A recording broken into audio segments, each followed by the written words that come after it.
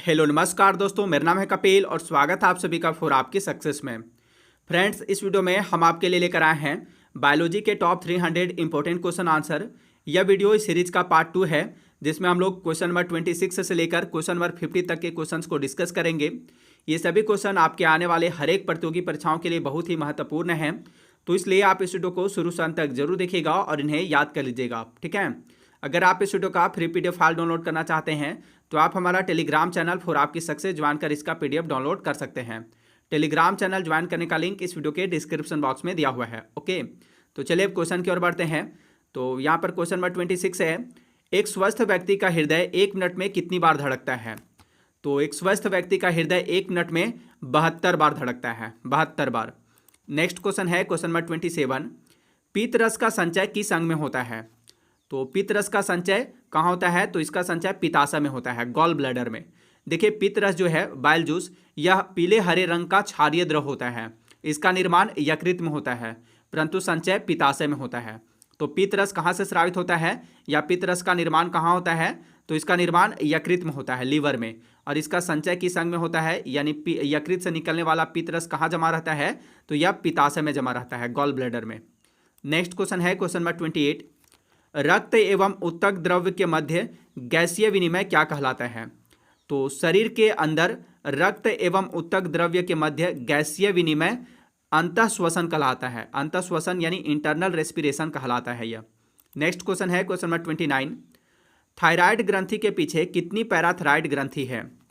तो थायराइड ग्रंथि के पीछे 2 जोड़ा यानी 4 पैराथायराइड ग्रंथि है।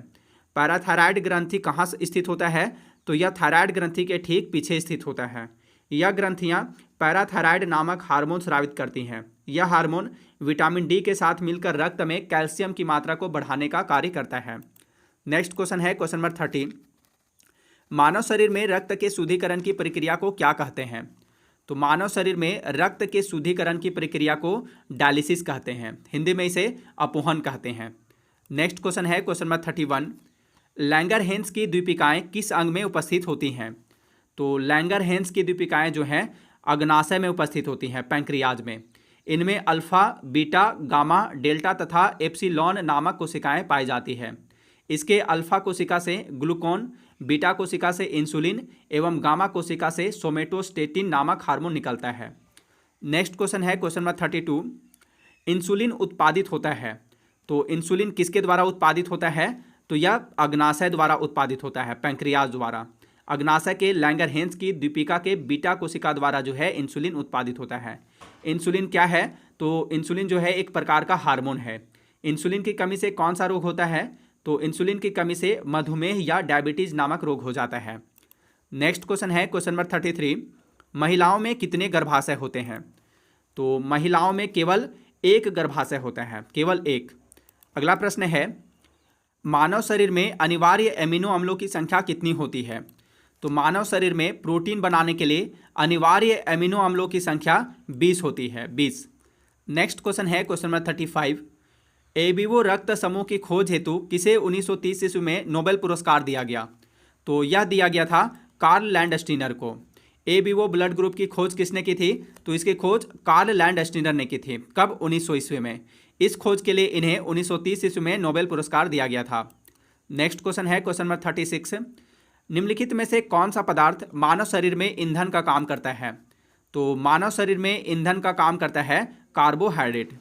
नेक्स्ट क्वेश्चन है क्वेश्चन नंबर 37, विटामिन B12 में कौन सा धातु पाया जाता है? तो विटामिन B12 में कोबाल्ट धातु पाया जाता है। विटामिन B12 में कौन सा धातु पाया जाता है? तो विटामिन B12 में कोबाल्ट धातु पाया जाता है। विटामिन B12 का रासायनिक नाम क्या है? तो विटामिन B12 का रासायनिक नाम है साइनोकाबालामीन। नेक्स्ट क्वेश्चन है क्वेश्चन नंबर 38, एंजाइम के प्रोटीन भाग को क्या कहते हैं? तो एंजाइम के प्रोटीन भाग को एपो एंजाइम कहते हैं। नेक्स्ट क्वेश्चन है क्वेश्चन नंबर 39, श्वसन का नियंत्रण मस्तिष्क के किस भाग से किया जाता है? तो मानव शरीर में श्वसन का नियंत्रण मस्तिष्क के मेडुला ऑब्लागेंटा भाग से किया जाता है। नेक्स्ट क्वेश्चन है क्वेश्चन नंबर 40, मोनोसैकेराइड, डाइसैकेराइड तथा पॉलीसैकेराइड किस पोषक पदार्थ के प्रकार हैं? तो देखिए, मोनोसैकेराइड, डाइसैकेराइड तथा पॉलीसैकेराइड जो हैं ये तीनों कार्बोहाइड्रेट के प्रकार हैं। नेक्स्ट क्वेश्चन है क्वेश्चन नंबर 41, मनुष्यों में गर्भकाल कितने दिनों का होता है? तो मनुष्यों में सामान्यतः 280 दिनों का गर्भकाल होता है। 280 दिनों का लगभग 9 महीनों का गर्भकाल होता है। नेक्स्ट क्वेश्चन है क्वेश्चन नंबर 42। बच्चों में थायरॉक्सिन की कमी से कौन सा रोग हो जाता है? तो बच्चों में थायरॉक्सिन हार्मोन की कमी से जो है जड़ मानवता रोग हो जाता है। जड़ मानवता रोग यानी क्रिटिनिज्म रोग हो जाता है बच्चों में थायरॉक्सिन की कमी से। और इसमें जो है इस रोग में बच्चों का मानसिक एवं शारीरिक विकास अवरुद्ध हो जाता है, जिसके परिणाम स्वरूप क्या होता है, बच्चे बौने रह जाते हैं। और बच्चों में थायरॉक्सिन की कमी से जड़ मानवता रोग होता है। और वयस्कों में कौन सा रोग हो जाता है थायरॉक्सिन की कमी से? तो वयस्कों में थायरॉक्सिन की कमी से जो है मिक्सडीमा नामक रोग हो जाता है। मिक्सडीमा नामक रोग हो जाता है, जिसमें रक्तदाब व हृदय गति कम हो जाता है तथा मनुष्य थकान का अनुभव करता है।